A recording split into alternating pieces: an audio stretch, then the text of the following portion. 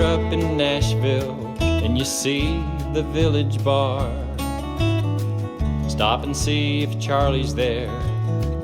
Tell him who you are, and listen to his wisdom, and listen to his stories, and listen to his hopes and dreams, his downfalls and his glories. Da da da da da da da da da da da da da.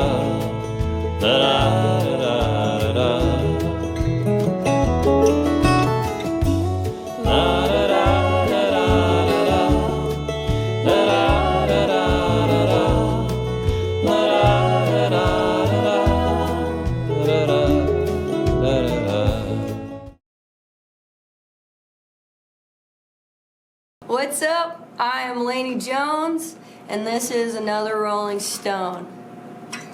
Slip into the feeling, blow a hole right through my soul. Faded red jeans, familiar, comfy in my home. Right into tomorrow, 'cause it's all a great unknown. I wanna be another Rolling Stone. I wanna be another Rolling Stone.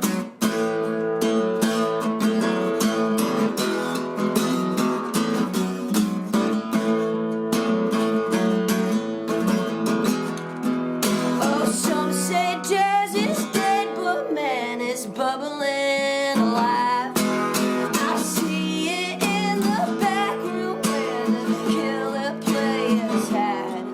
It could be bright and shiny if there wasn't so much pride. Oh, I wanna be another Rolling Stone.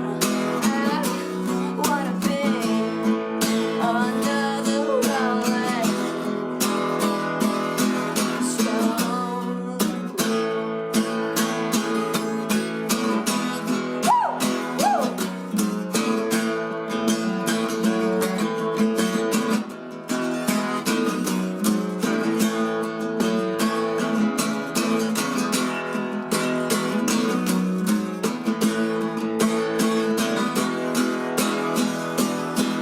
So give me sun and comfort and dance me dirty clean. Chasing down the memory like a familiar city street. Shaky in the morning, it's a terminal disease. Oh, I wanna be another Rolling Stone. I wanna be another Rolling Stone. I wanna be another Rolling Stone. Woo! Woo!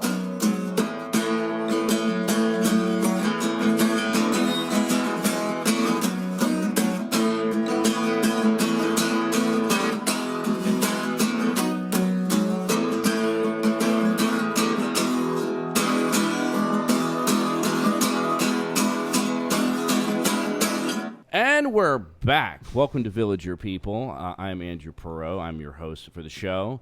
And today, my co-host is JP High Fashion Nordstrom, the man whose Bonjour. personality revolves around his shades. Yes. Can we get into that? I bought some shades earlier this year in Gatlinburg. $1.99. Was out at a bachelor party. Ooh. They've become my entire personality. He Now I posts have- about it too. Oh, so- yeah. I have many different kinds now. Buffalo Exchange. Shout out Buffalo Exchange. I brought 4 bags of clothes. They bought 3 shirts. I got $15 and free glasses, basically. So I'm never paying more than $2.99 for a pair of yellow glasses. And I Nor refuse should to you. do that. No, and I won't. And I stand by that. And our sponsor is Shiner. Today we're drinking Shiner Light. And serendipitously, the beer goggles that JP has on are the same color. There's no difference. See right through me. Wow. Maybe he just wants to like see through beer all the Oh, of time. course. Like And I was just talking to my therapist about this the other week. And Good old no, JFK. I'm not going to get Good into old it right JFK. now. Yeah. All right, so since that was Laney Jones over here in the middle here. She's the lead singer for. It's Laney Jones and the Spirits, right? Yes, sir. And we have a special rocking podcast today because we're featuring the person who puts together our monthly house band show, which is Caleb Brumfield to my left. Howdy. And he is here with the band that is doing the residency. You've already done one show, right? Yeah. Oh, we played Halloween. Yeah, Halloween. Yeah. Yeah. Yeah. And that's Brian Dowd on the far mic over there. Yeah. And actually, we'll get into it. Laney and Brian are married. Oh, whoa.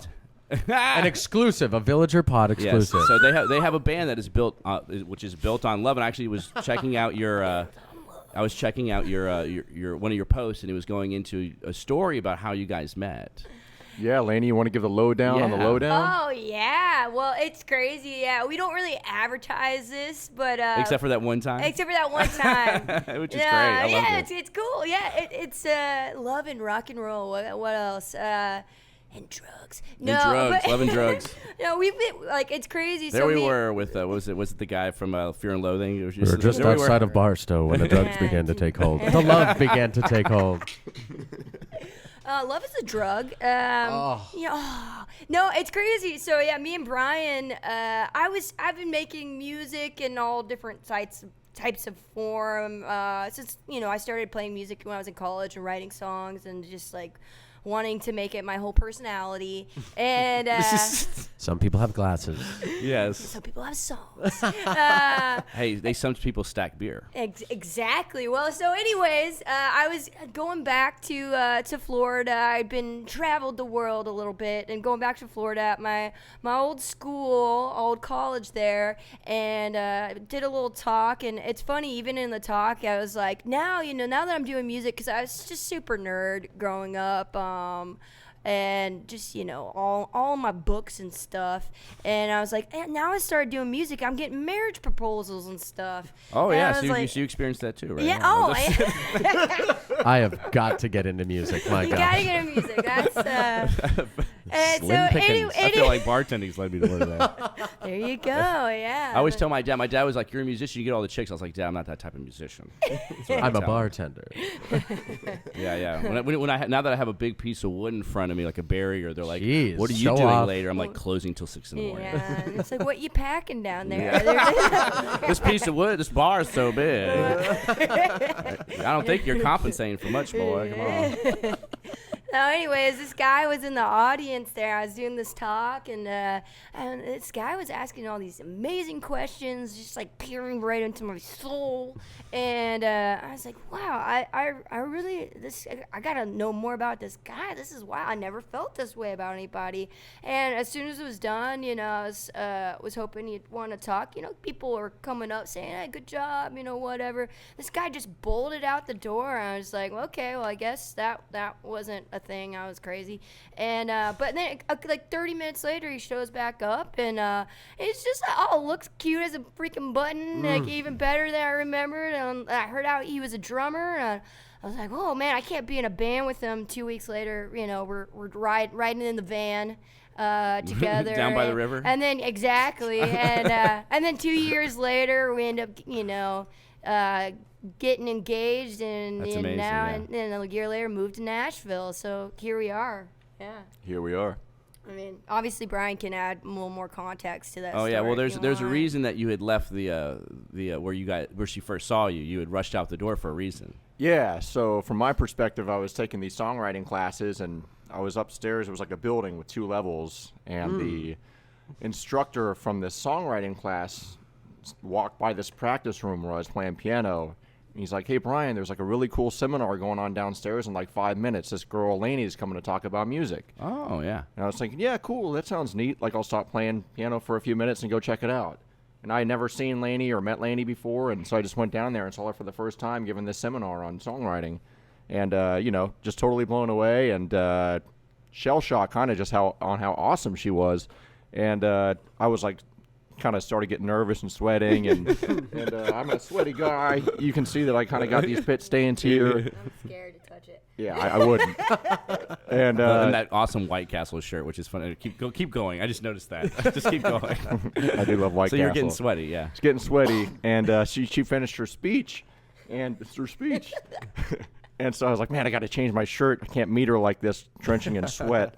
And I ran down to the Gap, which was like a 5-minute run from the classroom, and I got the same shirt, black T-shirt. You got the same shirt. Same shirt. Same shirt. What great fortune, man. Same shirt. I was about to ask her if she noticed it was different. It was exact same shirt. Yeah, no, it was a black shirt, so I guess I couldn't tell, So I got the Wow, shirt. that's sharp. I didn't want to miss her, so I got the shirt and I ran back. I didn't change the shirt until I got right next to the classroom because I knew I would have sweated in it by the time I got back. Shirtless, walking down the street. He's like, I gotta wait until the very She's like, last minute. I saw you out the window with your shirt off, and you didn't have to put it back on. I mean, There's something on the back. Is this a tag? What is this? You forgot to take off your sag. The little, medium right down there. Exactly. So I was afraid that I might miss her, but I saw her in the hallway, and it turned out that she was playing a show locally in town 2 weeks after I met her, and I was playing in the band that opened up for her band. So that's the first time we really got to hang out. And luckily, they asked me to go on tour with them a couple weeks later, and that's kind of how it all started, really. wow, and and so y'all were playing together, and then love ensued. And so Yeah, well, brush I mean, over It's, that. it's true. Obviously. Yeah, absolutely, yeah. absolutely. So how did you make it to Nashville? How did that happen? Oh man, well it's crazy. As I said, we were in a band for 2 years together, just driving around, playing ball, going to overtimes in NBA 2K and farting in each other's faces and stuff. Video Oh, games, yeah. the ultimate love as language. One The does. Pink Eye tour. I Yeah. remember that one. Very nice. Actually, that's another story. Oh. But anyways, so we ended up getting engaged down in Florida, and we were like, yo, let's. I was like, I need a change of scenery. The only time I made money, crazily enough, was in Nashville doing songs for like licensing and writing like pop tunes and stuff.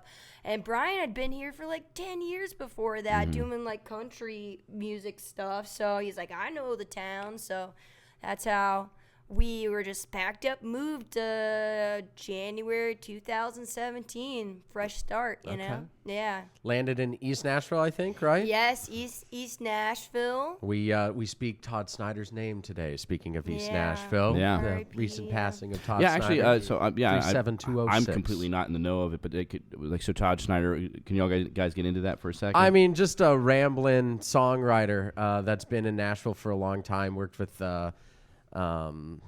Hardworking Americans, which was made up of Todd and Widespread Panic. But just sort of a troubadour songwriter type. Got a great song. did you ever get to meet him?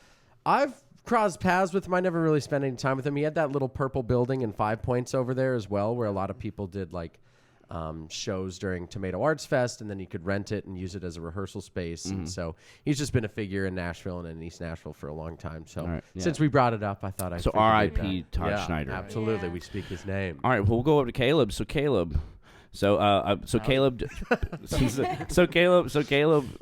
books the house event, house show event that we do once a month on Saturdays, and he is very good. He's quite the tastemaker. So how did you get into booking shows? Well, I went to Belmont and I graduated in From here to anywhere. 2020.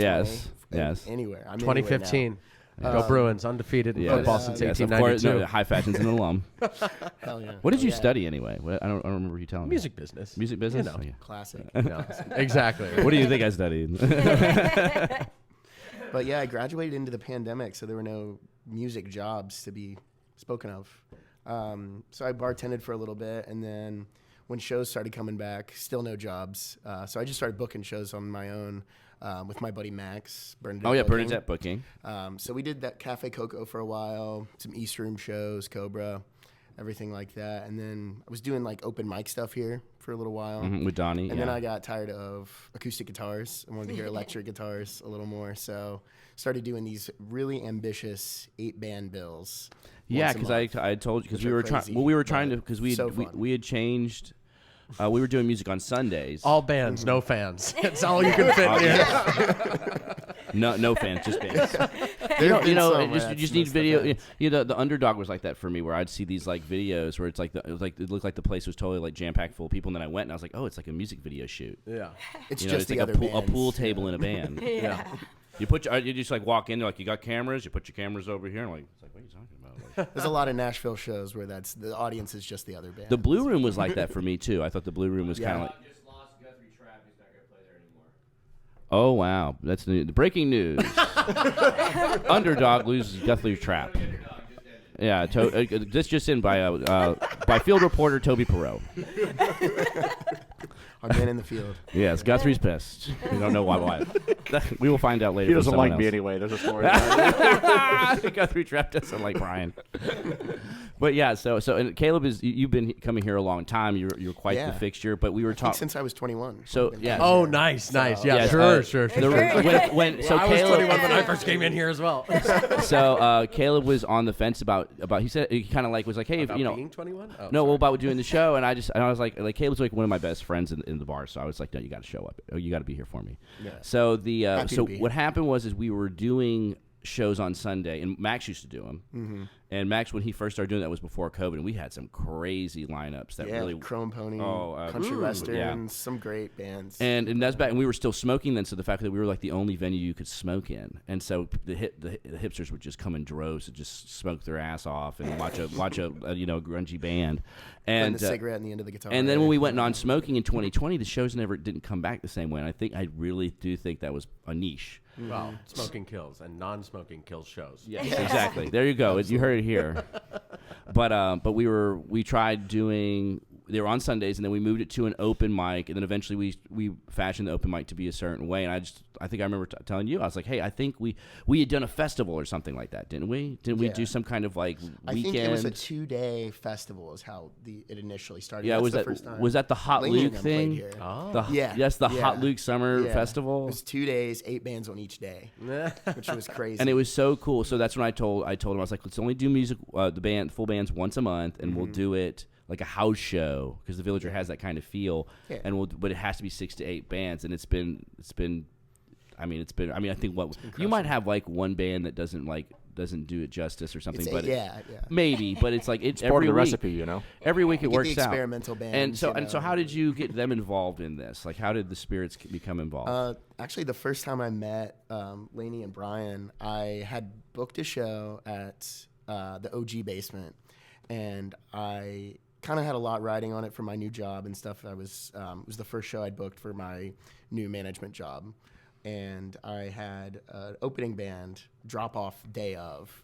They're called the Bums, and It's a great name. they're great Call guys. me They're Nate. great guys. They had COVID. Well, or dude, we something. have to we were called the Bums. Dude. Yeah, Gotta yeah. live up to the name. Dude.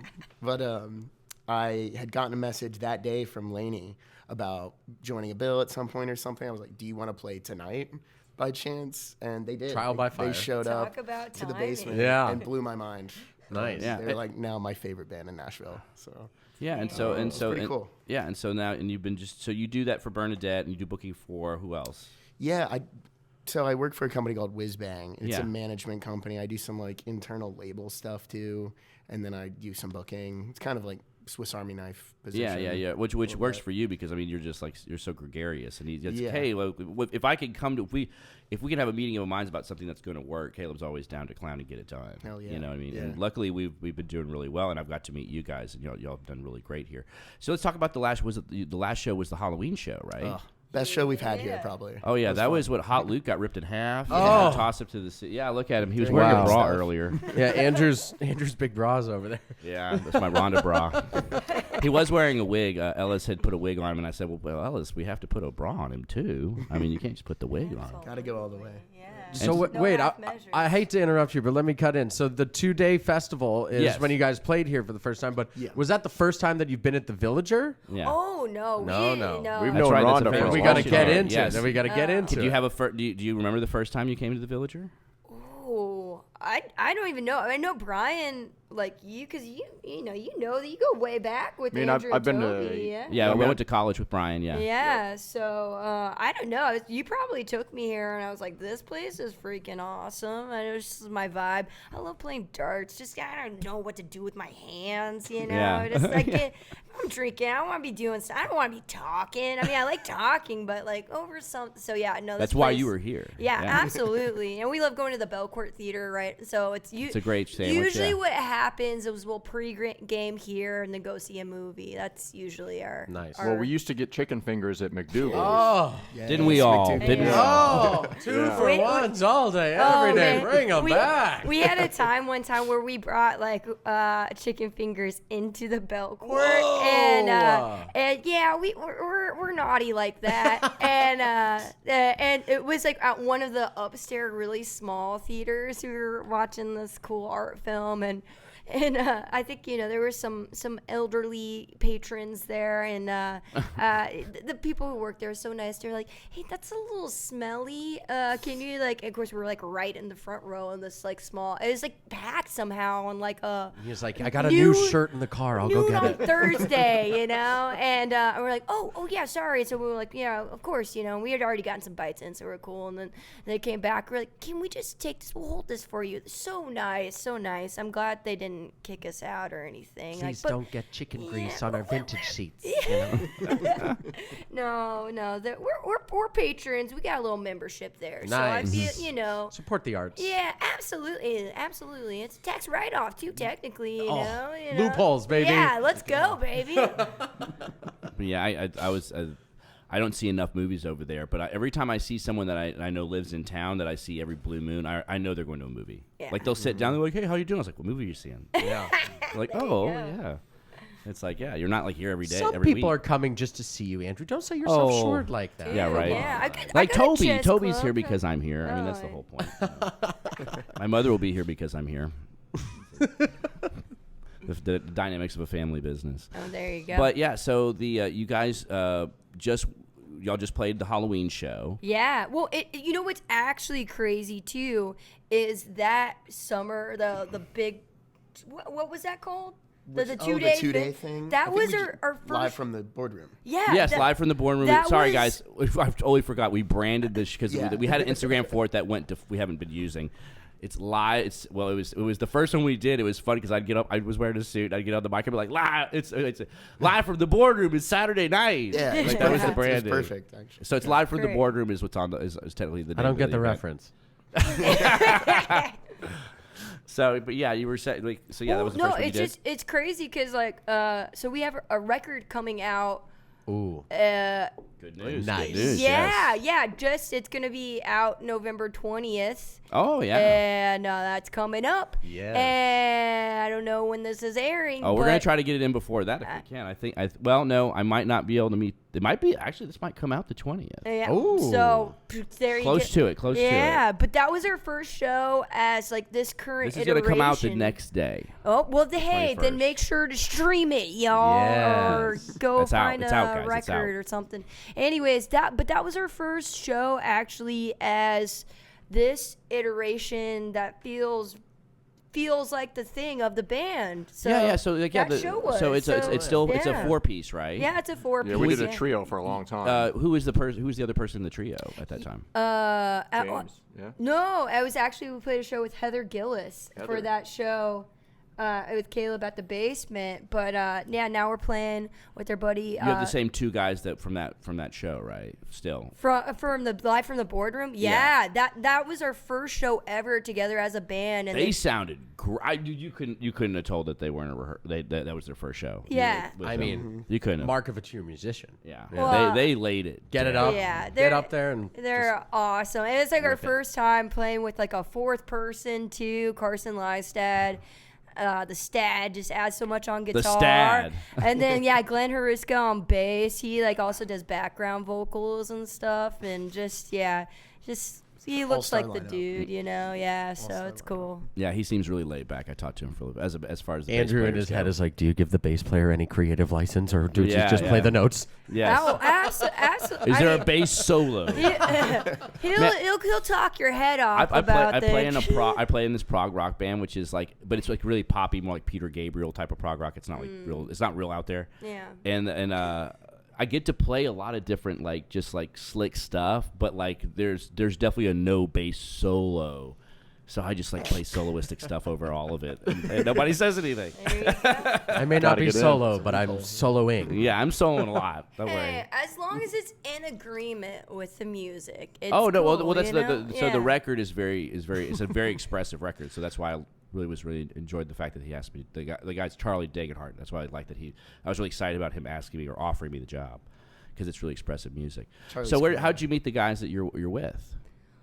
Oh man, just going to bars and seeing music and stuff. I'm like, it was cool. I think Carson reached out to me and like, yo, I like your stuff. We put out a video as a trio on YouTube, and you know, circulated it on the gram. It was us from our basement. We have a pretty nice setup. I've seen that. It looks really good. Yeah. Thanks, All the cables man. are nicely wrapped. Oh yeah, I've spent some time honing my skill. That's what I did during COVID, pretty much. Is just learn, Rap, throw it out learn there, wrap it back stuff, up again. download a bunch of programs, fiddle yeah. with some things. But yeah, so he saw us play, and then he invited me. He's more of a West End guy. So his bar is Betty's Grill, where they sometimes have music. Yeah. Betty's. And so yeah, I saw him play there, and I was like, "Whoa, holy wowzers! That's the kind of guitar playing I like." And I'm very picky in that.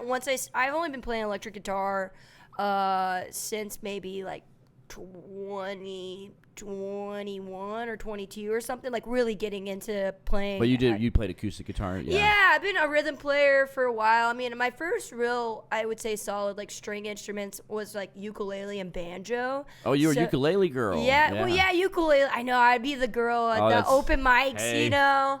But Can't beat hey, them. Can't beat them.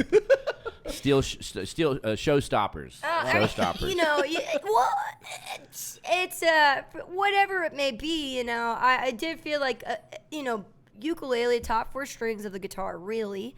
And then I went to clawhammer banjo, which is very like Another showstopper. well, yeah, it's very like you can percussive, you can pick out melodies. It's also very similar to ukulele chord shape wise, and so it's like, man, it's getting lower and lower. Soon I'll be taking over bass, man. That's But You better let me solo. Yes. They give the solo to you, and I'm like, man. nah, but, Andrew, can you like detune a little more? Can you, like, we need you to be less resonant. just give me sub, man. Just Yeah. sub a little. That's right. We're turning into we're turning. Is it dubstep? Right? Yeah. We're turning into a dubstep band. Andrew, you're fired. We're going lower than you. How low can you go? Yeah. So when you're doing banjo, was this up in Boston or was this down in Florida still that you were? Yeah, kicking it was around? a mix. Yeah, I was. The reason I ask is I live with a Berkeley grad who was a banjo major, Mr. Jordan Alleman. Alleman? Alleman. yeah. Oh, And okay, so cool. he, not to sell him completely out, but he's going to Nepal to teach banjo. I'd never heard of this before. So yeah, he's not teaching English. He's teaching No, banjo. he's teaching banjo. There you which I go, thought was guys. Pretty Sick. awesome. Just go to the If Himalayas. you go to Belmont, Teach some banjo. We'll see you in a couple months. But anyways, Jordan, have a great trip. yeah. Little side business for me. Sorry about bring that. us back some Nepalese cuisine, please. Absolutely. Nepalese. Yeah, Oh, wow. sorry. Naples. Oh, right. But was yeah, no, I it's crazy enough. I got into it. What really got me wanting to go to Berkeley in the first place was actually like Gillian Welch and Dave Rawlings. I was a Nice. super head of their like just like really into their music and hearing her play some like clawhammer stuff. I was like, yeah, this is sick. I love the combination of like songwriting and just, you know, using that kind of like, I don't know, just it's like tasteful. It's just tasteful But of course, so I was hanging out in the Florida folky scene where I was very, a lot of retirees go down there, and then just being surrounded by that music, I think, was why I was into that music. Like I love that stuff, but I feel like I grew up listening to indie rock, and so it was kind of one of those things. There was always been I just love songwriting and performing aspect, and so it's funny. Like now, like if you listen to my early records, it's very like folky and like I would say like a mix up between blues and bluegrass, And now we're playing like rock and roll. Yeah, I mean, you got Brian Dowd. Yeah, well, I mean, you're the fucking Dowd. I married a rock and roll drummer.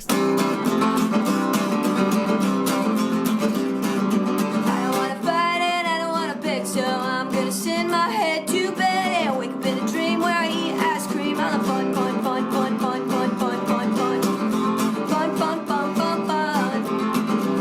Oh, Mr. K, please not tell me what to do.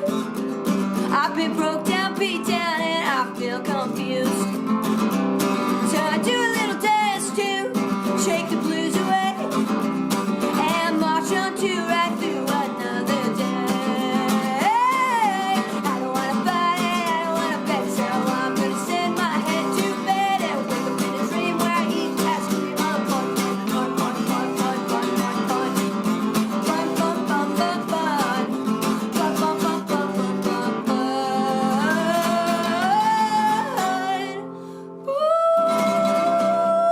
It's like, if there's one person that dream. I mean,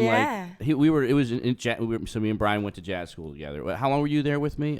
Probably about a year. Yeah. So we were at UT Knoxville, and Brian was the quintessential, like if you were to do like a tropey like cartoon of like jazz school, like it's like the rock drummer's like, I'm Brian.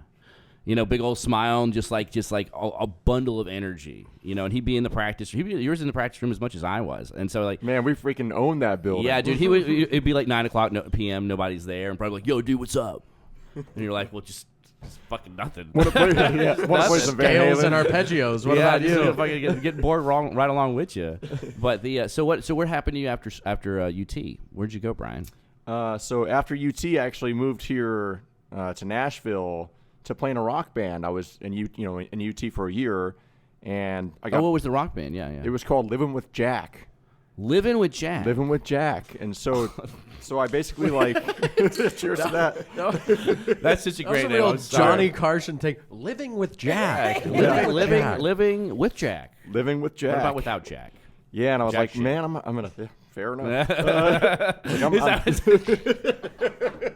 No, dude, the real name is like in the subtext of the name. Anyway, go ahead. Sorry, Brian. I decided to just kind of drop out of school and play with this band. Uh-huh.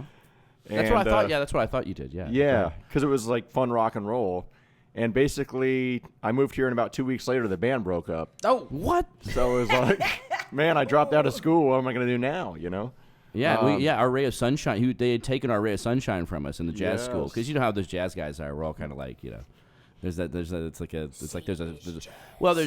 somebody said once, the academia, jazz going into academia is like, whenever somebody goes into academia, there becomes this like critique, like self-critique in it, and it just kind of ruins the fun of it. And like rock is still doesn't have that problem. So when people have enough rock training in them, they're just like, why is everyone so dour here?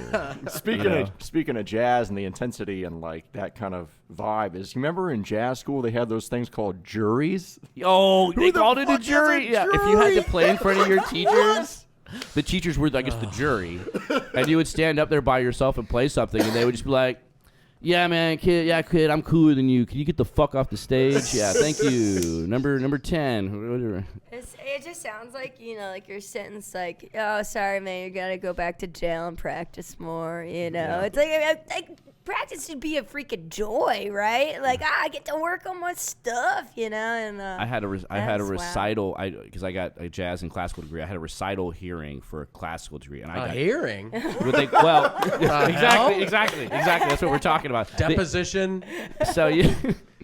That's right, and it's like none of these. We're all musicians. None of us have anything to do with litigation, and so like Not yet. And not yet. So we're There will sitting be there. lawsuits. Then your band quits after 2 weeks, and then you're litigating. I had to again. do a hearing twice. I got skewered because I only had my teacher and another teacher showed up, and like the other 4 that were on the table like weren't there. And my teacher was like, "Yeah, so this hearing is over, Andrew, until you get a couple more teachers." Only here. Judy can judge me. You know what I mean? I like thinking of you doing some sort of hearing or jury. You're just playing the bass, and somebody's in the corner. Is that a cello? Stenographer, and they go, "Can we read that back?" Bum bum bum bum bum bum bum bum bum bum bum bum bum bum. You know? That would be, I mean, talk about what a freaking art piece that would be if you Yes. just treated your juries I- like an art. It probably exists, man. The academic classical world is bizarre. Okay, let's just put it I had that way. no idea that jazz and litigation was so closely related. I'm gonna interweave those bits for the rest of my life. That's How do right. we think the Satanist jazz Oh yeah, motto so would go okay, in a so jury? so I went to one of y'all shows, and I bought 2 T-shirts. I bought this one. This is a Laney Jones shirt. Nice. And is that Laney Jones and the Spirits? Yeah, that was his hand Sweat- press. I think I gave you a No. discount. You No, know? it doesn't come with the It's a sweat poor, pits. it was That's a good. poor rip. And but- and I bought another shirt, which is one of my favorite shirts. Which every time something becomes a favorite piece of article, like an iconic piece of article clothing, it just vanishes. It just goes. So anyway, or like maybe a vortex opened up and sucked it into where it was supposed to go. But the shirt is a black shirt with big white bold print on Do you it. have It that says- Vortex's number? it says it's. Thank you, Shinerbach, for sponsoring the show. The shirt on it just says a big bold white print. Satan is jazz, and every time I ever wear it, I know that I will be harassed all day long. And I was gonna wear it to this show because why the fuck not? And then I couldn't find it. But I found I still had the other We'll Lane make you Jones another shirt. one, so. man. Don't Oh, worry. I'll be rocking it. I love wearing. The best is when I wear it to bartend and people are just like, "What is going on here? Like, is this a cult?" and then you And say you want to see honestly- a card trick. Oh, and then I pull out my tarot deck. I'm like, "Would you like a tarot?" Yeah. Yeah, jeez. man. It honestly is a How'd cult you a little get bit in into here. tarot reading? I do want to know, Or man. sitcom. Oh, you do have a background on your phone as a tarot card as well. I do. That's the Ace of Pentacles. It's about a windfall of materials coming to you, as alien as that sounds. So the I always love it. Sit down, right back to the Whenever interview. I What a professional you are. whenever I say material, like when I do tarot readings and I say the word materials, people just giggle Yeah. because the pentacle is about the human. It's the human Don't side say of the you material know. world. No. You know, They don't- they don't know. Do not, no. So right. So the band broke up right when you got here. Yeah, so I was on Craigslist right away looking for new drumming stuff, And basically, over those 10 years that I was here, until I moved back home when I met Laney, I was basically just doing drumming, playing for country artists, and You live down in LA too, like you. a little bit, Yeah. a little bit before that, but He gets around. The Dowd gets around. That's great. But so I kind of just started doing Craigslist stuff, and man, the first Craigslist gig that I had after I moved to Nashville was at this bar in Hermitage. It wasn't the Rusty Nail; it was something else. But this guy threw a glass beer bottle at me while I was playing drums. It was like the keyboardist. Ooh. What the I was like, dang, man, this is a hard town. Throw it into the fire, man. That's like some classic like comedy movies is like scene, It's like, wow, it's a real Blues hard town in Brothers. here. Yeah, that's Blues Brothers. Playing Stand By Your Man for the 15th time. Pisha, pull out the bullwhip. Yeah. You don't remember what bar it was? It was right before you crossed that bridge going into Old Hickory, right near that driving range. There used to be a bar. Oh, on the the driving left range. there. Oh, Rendezvous. I think that was it. Yep. I've been in every bar in Nashville. JP, Mr. High Fashion over here has had a storied career in the what would you call it? Like it's the beverage industry, beverage to put it industry, lightly. Mostly beer, yeah. booze, a little bit as well. But Yeah. I've been everywhere. And if you tell me where you live in town, I really only know if you tell me like a restaurant or a bar that is near your Yeah, house. that's the people that it's like I'm paid to talk to. Yeah, exactly. It'll put me in the right place. Can we go back to the new album for a minute? Yes, new definitely. record We for a gotta minute? get that on. Yeah, Absolutely. sure. that'd So be great. remind us of the name of it. Well, it's Laney Jones and the Spirits. Self-titled. Yeah, self-titled. Yeah, well, this is the first one that man, we've bounced around. We've had so many different players that have played. You know, we are the Spirits. Like me and Brian have been the core for a while, and just kind of figuring out. Was that the name of the band in the beginning, or did that change? Well, that's been like the live, setup. Laney Jones and the Spirits. That's kind of like it's weird because it's like my name out front, and I felt I But don't it's from when y'all first started touring. Yeah, exactly. It's I've been songwriting and doing stuff, and so I had like a little bit of traction. So it's like, oh well, you can't change your name or whatever, and like okay, well whatever, and we've bounced around with different players. This is a sideman's town for sure, and but it's cool. Like this record we put out a record in 2022.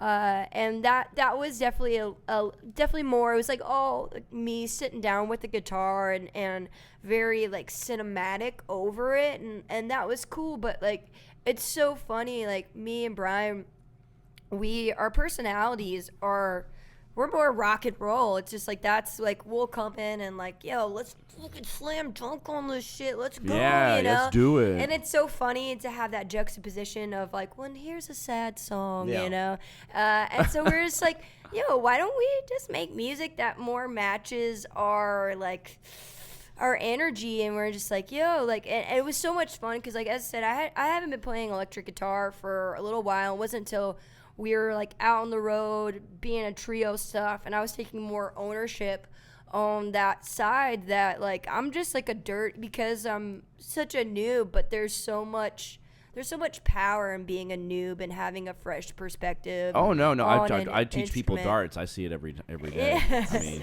well, it's just it's exciting, and so there's a one-to-one so much comparison. Exactly. Like, oh wow, they're just going for it, and there's so much energy and love. Well, and there's so much passion in the beginning that they get better than me because I'm not really practicing. They get better than me like in a few weeks. Yeah. Well, yeah. So I mean, I would, I just go for it, and so anyways, as our first show was here at this villager, and we'd just been playing. We were working on a trying to figure out like different iterations of like what our next record's gonna be.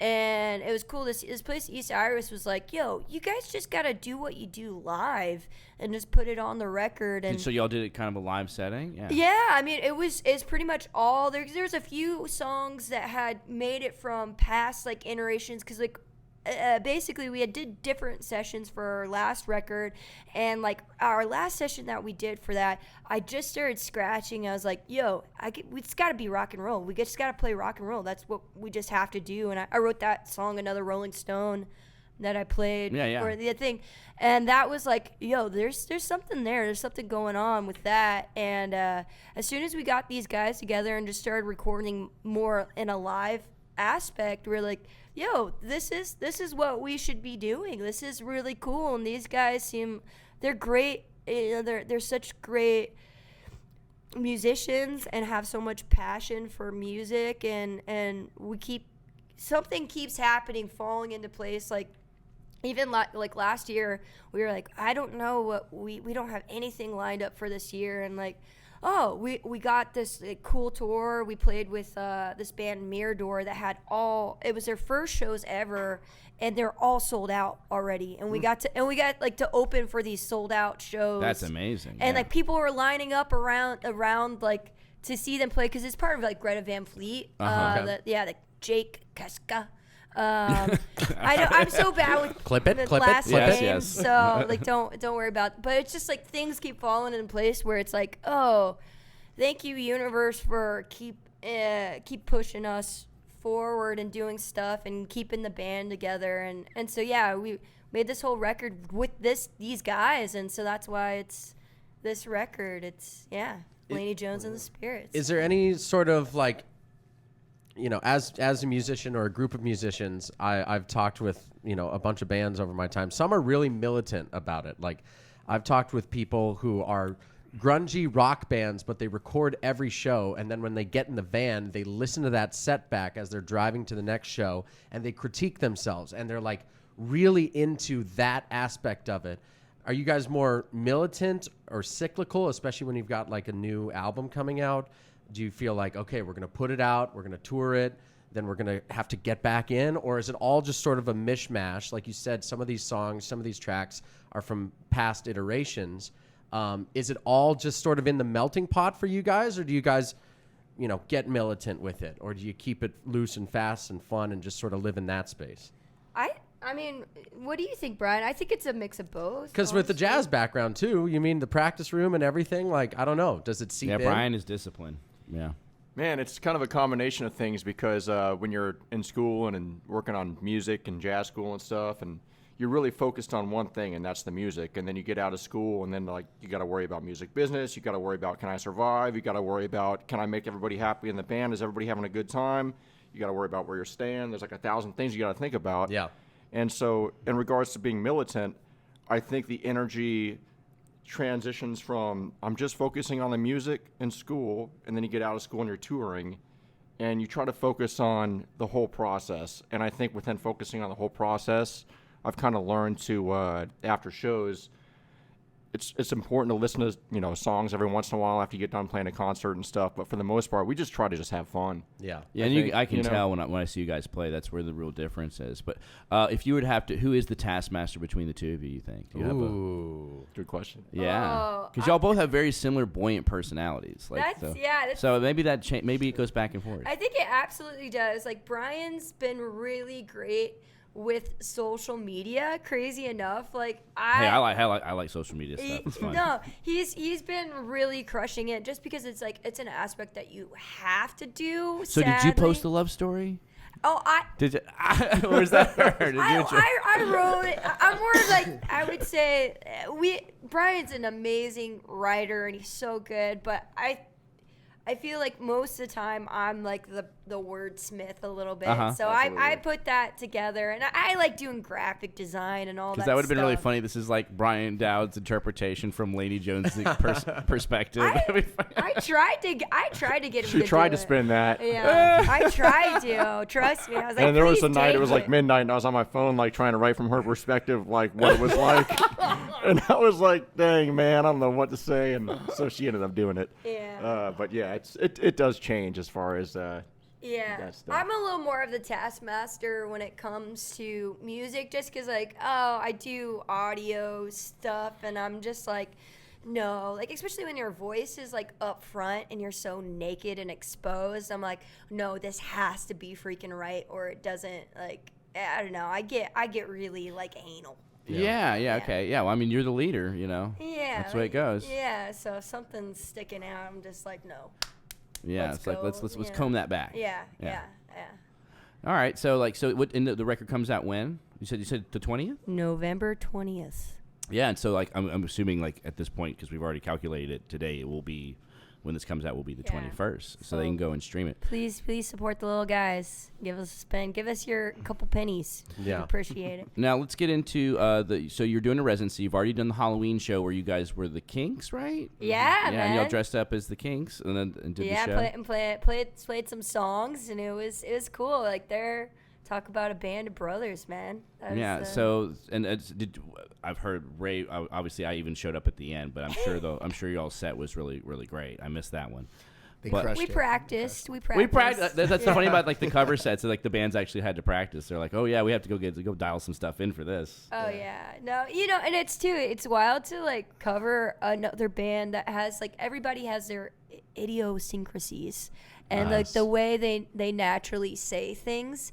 And it just comes so natural, but like to reinterpret that is like, that's what makes each band like an original band, Well, I just love the fact that people were, you dress in costume as the other. That was the best part. Is like they're even getting into character. Oh yeah. That's why it's such an amazing idea. And the thing was, our spin on it, where we did it with like 8 bands. Yeah. That was like the Villager spin was just like it was like a festival. It's insanity. Halloween festival. This is Halloween. So but you got 2 more shows to do, right? Because it's a 3-month residency, right?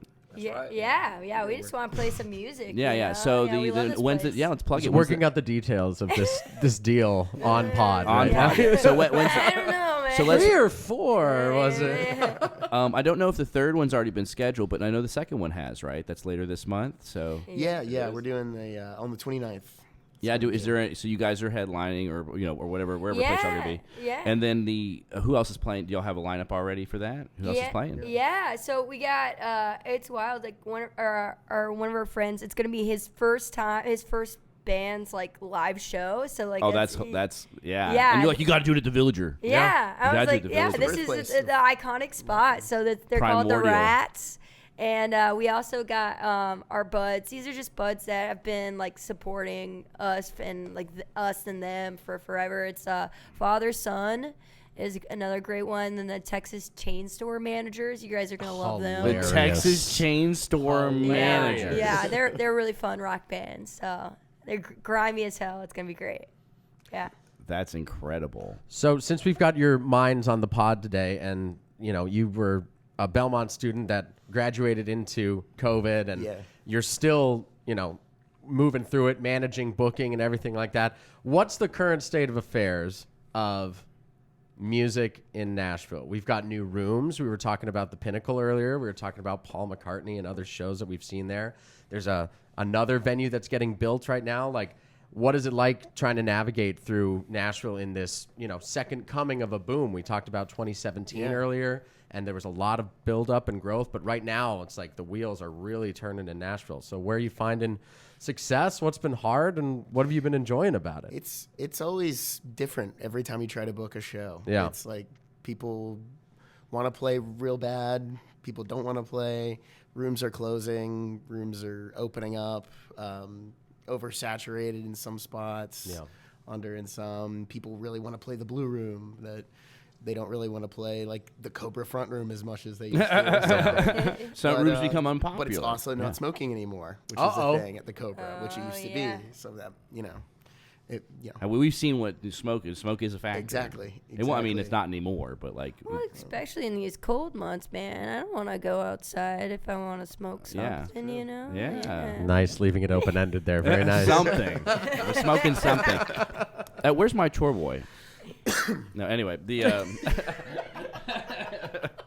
But I mean, it's hard when you're like freelance booking, especially if you have a dedicated venue. Like we used to have Cafe Coco, and I would book there a couple nights a week, so I had free reign on the calendar. But freelance booking, it's a little, you're middlemanning a little bit. Mm-hmm. You're trying to get holds on dates at places, and then bands are dropping, coming on. So that's a hard part, middlemanning it. Well, I've noticed that you've been really good at keeping your people excited. Like, what is your secret sauce to being like, I don't know. I know I like working with you. I've known you for years, and like I trust what you tell me. But it's like, is there a finesse to the Caleb Brumfield booking? Like, is there? I think you put it well earlier. You said I just like music that I think is good, and I stand by that. Really, it could be anything. Like. There's this dude, and he's Caleb's a big Ween fan too. Huge Ween fan, Hale Bugnish. Yeah. Didn't know you knew him like that. But no, there's this dude like Weston. I think he's like my favorite rapper in Nashville. He's one of my favorites, and I don't always gravitate towards hip hop as much, but I think he's one of my favorites in town. Like these guys, like are my favorite band in town right now. Like I don't know, and I can't always put a label on why or what it is, but if it clicks with me, you actually like going to live shows, like right, a lot. Oh right? Yeah, because I mean, as a musician, some musicians have problems with going to shows. I know I did. Yeah. But like, I'm a fan first. But you just go to the shows and you could probably just feel the vibe. Yeah, and I can tell if everyone else is into it. Because a record's not going to tell you who's going to be great at a booking. I know people aren't going to like, too. Yeah. Okay, which brings up a good point. What's up with Nashville crowds? You guys are out on the roads. Yeah. Great question. What's the difference? Because I came from Denver, and I was going to shows in Denver. And, like, hardcore, so alive in Denver. But now it's, like, bluegrass and EDM. But people are jumping around. I'm getting sweaty at shows. And then here, I'm probably part of the problem as well, and I know that I have been in the past, but like tell us the difference. What's going down with these Nashville crowds versus other cities, other countries? Dude, I mean, I think it's the music business majors. Absolutely. Yeah. They took us in the back and judge, you're the jury, man. You're Look, part of the problem. The band's up there. Order in the court. The band's up there. I'm looking who's in the room. I want to see who's in that room. Oh, 1,000%. 1,000%. I think and too. I know this is just like a thing of just being a musician and stuff too. It's like, you kind of don't want to almost enjoy something because then it's like, well, where do I sit in this stuff? That's the bad mentality, and that's why I get stoned and just go to shows and start dancing and stuff. But I think everybody's just like, when I was dressed up as Rhonda, I felt like I could dance. When I had huge boobs, I felt like I could just dance. You know what? I felt the same way at the Halloween show. I was dressed up as a man. And so I was... Cheers. Cheers to Role that. reversal. Yes, cross-dressing. Give it up for cross-dressing. Yeah. I have some takes on this. I could Yeah. get on a mic. I don't know. Yeah, I actually, Ian, come on. Yeah, get up here, man. Let's go. Ethan. Do you want to introduce Ian? Okay. Ian Gomez, guys, a.k.a. Loose Bolts. Yay. Am I too bad to get through here? Oh, jeez. Watch out. Oh, sorry. Holy smokes. I'm much more fit than Andrew. Yeah, You look great. I actually, okay. So, I'll ask you, artist to artist. I think there's like some cynicism going on here in Nashville. I think it's like a lot of people just kind of already know how the sausage is made, so to speak. So it's kind of like I don't know. I feel like that's what it is for the most part. Like the difference. We know too much. Yeah, there's like a little bit of like the curse of knowledge kind of thing or something. Satan is jazz. Satan is jazz. Is that what you guys have been saying? Yeah. Okay. Yeah, I don't know. I've never been on the actual camera before, so what's up? You look great, man.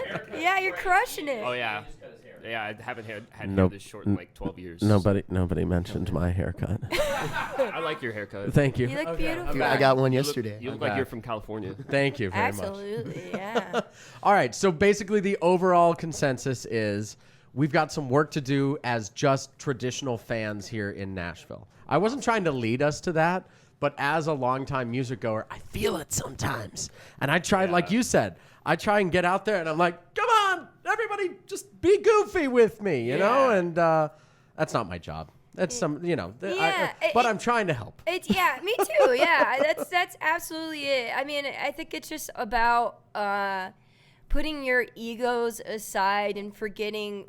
You have to forget that there is. That's asking a lot. Yeah, it is asking a lot, just as it, well, but it really isn't. It's just being saying, hey, get over your freaking self. Yeah. And just enjoy the moment that we can, that the fact that we can make music, that people do come here to dream and have a freaking good time. And what else do you want to be doing?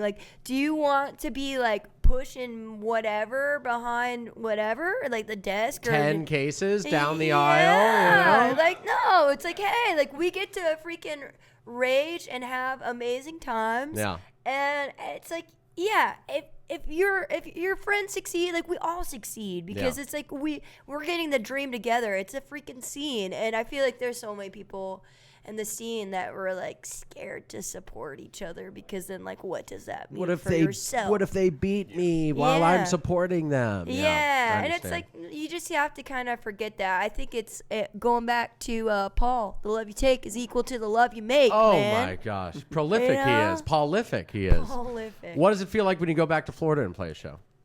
You know guys what? love it? Ironically, we don't go very much because it's so hard to get down there. But we go. We play in New York City. We play. We played a festival in Portland this year, and it's crazy. It was a rager. It was absolutely people were stage diving and all the stuff. And Last time we played in New York City, a guy pooped in my shoes. that was crazy. Yeah, that was crazy. What part of Florida? We've just found the title for the podcast. What part of Who Florida pooped do you in guys my from? shoes? Yeah, Orlando area. Orlando? Yeah, Oh, okay. yeah. So we unfortunately we don't make it back there as much, just because it's hard and It's a trip. Yeah. and but so much playing the Midwest. It's people go I think they just, they're starved for it. They don't know. Like, there's music. Even, it was crazy. We went to London. We're, like, searching for music on a Sunday night, and there was, like, no music. So we ended up going to, like, a Jack the Repertoire, which was amazing. But it was just wild. We were, like, in Nashville. There would be, like, 6 shows going on tonight, and I think we're spoiled. Saturation. We're saturated. We're spoiled, and I think that's also part of the problem. We all just think we know the most or whatever, and we forget that music's supposed to be about having a good time. I agree. Yeah. But I'll say, not from a cynicism point of view, but sometimes on a Sunday morning, I just want a brunch. I don't want a bluegrass brunch. I choose to go and see live music, and then I go and I let my guard down and I dance and I shake my ass and I sweat and I love it. But sometimes I just want to have brunch. Is that fair? Am I allowed to have that feeling as a part of this community? Yeah. Okay. I hope you don't feel bullied into telling me yet. Oh no, not at all. I mean, I'm just raising my voice. I don't go to a bluegrass brunch. That's I don't right. know where. That's the only way to enjoy music is if you cut yourself off from it. I mean, you need Listen to limits, more man. podcasts Yeah. and then go back to the music. that's right. The Villager And Pods. then that'll give you a nice Yeah. palate cleanser, podcast palate cleanser. Okay, but we're positive about the music space and about Nashville. We're here. We're making it happen. Yeah. Yes. Big time. Yeah. Big time. Yeah. It's not called work for any other reason than you got to work at it. It's It's a called job, play, It burns though. everybody Play out like music. anything else, but we This still is- love it. Is this not like the best place in the country to like book tours from? I think geographically agree. speaking, it probably is the best. Yeah. It's just like this circle, and then you just go any direction in like 6 hours or something, and you can, play original music somewhere. Maybe not make much money, but it's not that big of an undertaking, right? Yeah. It's a good jumping Yeah. off point. But I think that's- it is a sucky place to like get sometimes opportunities. Like, oh man, we're Right. like living in Orlando and stuff. It's like, oh, we can open up for big people. Like, oh, they're looking for somebody who's a local and stuff. And like here, like, no such luck, man. Like, good luck trying to Right. get an opening cool thing, And Yeah, it's like, Caleb, from your perspective, You gotta be the cool booking thing. and yeah. working with a bunch of bands and stuff, what do you think is the hardest part of playing music in Nashville? What do you think is the most difficult thing to overcome And for getting most people bands? to shows, like, how does that even Everybody work? gets burnt out on going to too many shows. Their friends want them to go to shows, and also there's too many fish in the pond. Yeah. So it's tough. People get burnt out, and like, say you go to a lot of other towns. People love playing out of town shows that are based in Nashville. I mean, there's a reason because people are more receptive when they have less of it. Right. There's, such thing as too much of a good thing, and that can happen. I here mean, the if story you- of but- Nashville's life, right? Yeah. I mean, Yeah. everything you love about Nashville, there's a lot of it. You know, Yeah, you exactly. can find it all the time, And, music I mean, or otherwise. I love it. I'm Yeah. happy to be surrounded by it all the time, but I know it can drain you. for Yeah. sure. Well, do you think if Nashville, because it's growing, it's getting big, it's kind of gotten itself on this map. I mean, we have literally a Nashville 911 now. Yes. Yeah. Do you think if this, if the city gets bigger, that the music feels like, oh, it all of a sudden becomes not as hard to get people because there's just more people who are craving stuff, Or I just wonder because you like think about a city in New York, it's known for like having like music scene or whatever, but there's so many people doing other stuff there that it's like it doesn't feel like overwhelming. I just wonder if we keep growing. Oh, No, you're great. I wasn't really saying anything. I think it's Yeah. I get what you're Yeah. wave your flag and wave it high. QVC moment. If you really like Dr. John, here's a painting. 615-509-3859. That's the number to call. Such yeah. a night. All right. Please, someone. Such a night. well, I could have never said it any better than Toby did there. Another raucous episode of the Villager Pod. We want to thank everybody for coming. Andrew, come on back here and wrap it all up for us. All right, give it up for Loose Bolts with his input on the music scene. Yeah, Loose Bolts. Temerity is your EP, right? Temerity? Yeah. Yes. Go check. Where do they find that? Anywhere music lives online. Anywhere music lives online. and he also has physical copies. He is our production guy on site, and he's great. We've had him for a minute. All right, so we got to get out of here, guys. I got to open up a bar. So give it up for JP High Fashion Nordstrom as my co-host. It was a pleasure talking with all of you today. Yeah. Thank you very much. Tastemaker Supreme, Caleb Brumfield. And From here to anywhere, baby. and the lovely Here to couple, anywhere. Laney Jones and Brian Dowd from Laney Jones and the Spirits.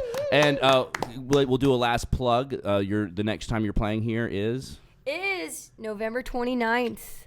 November 29th. We got new music and record coming out, or that will be out. So come get it. We'll have hard copy vinyls. Yeah, so November 20th, their record's coming out. This should be November 21st. They'll have hard copies of the record at the November 29th show at the Villager Tavern. So be here or be square. Villager people signing out. I know that the Gap marketing team always watches these as well, so please reach out. We've got a model for your black T-shirts. This Yes, guy we do. burns through shirts and like crusty nation. Yeah. Yeah, has the model agency not contacted you yet? Maybe tomorrow. All right, guys. All right, see y'all in the practice room. Bye-bye. Cheers. Cue that music. So if you're up in Nashville and you see the Village Bar, stop and see if Charlie's there. Tell him who you are. Then listen to his wisdom, and listen to his stories, and listen to his hopes and dreams, his downfalls and his glories.